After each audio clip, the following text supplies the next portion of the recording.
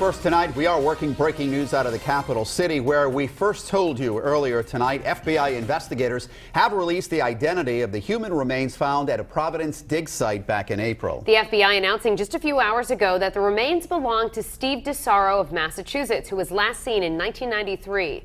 Eyewitness News reporter Perry Russum has the breaking details now, live from the Providence mobile newsroom. It's been more than 2 months since the FBI was digging right here in Providence. They say they found the body of Steven DiSarro, who's been missing since the early 90s. The family of Steven DiSarro has been waiting for 23 years to find out what happened to him. He was 43 years old when he went missing in 1993. The FBI says his remains were found in late March, buried in this lot behind an industrial building on Branch Avenue in Providence. Prosecutors have said the South Boston nightclub manager was murdered in a gangland killing. The state's medical examiner, with help from the FBI laboratory in Virginia, used DNA analysis to identify DiSarro. Our cameras capture the moments as the FBI evidence response team started digging on this land.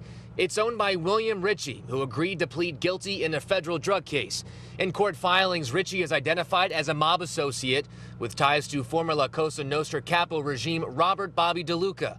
While no one has been charged in DiSarro's death, former New England mob boss Francis Cadillac Frank Salemi was indicted and pleaded guilty to obstruction of justice for making false statements about what he knew about the murder. In the 2004 indictment, prosecutors allege Salemi was at the scene of DiSarro's murder and helped bury his body. Salemi never admitted to a role in the killing. In a statement, DiSarro's wife Pamela says in part, "We look forward to the conclusion of the FBI's investigation so we can learn as much as possible about what really happened to Steven and finally get some closure for our family." Cadillac Frank Salemi is now in his 80s and a member of the Federal Witness Protection Program. The FBI says their investigation continues. Live in Providence with the mobile newsroom, Perry Russum, Eyewitness News.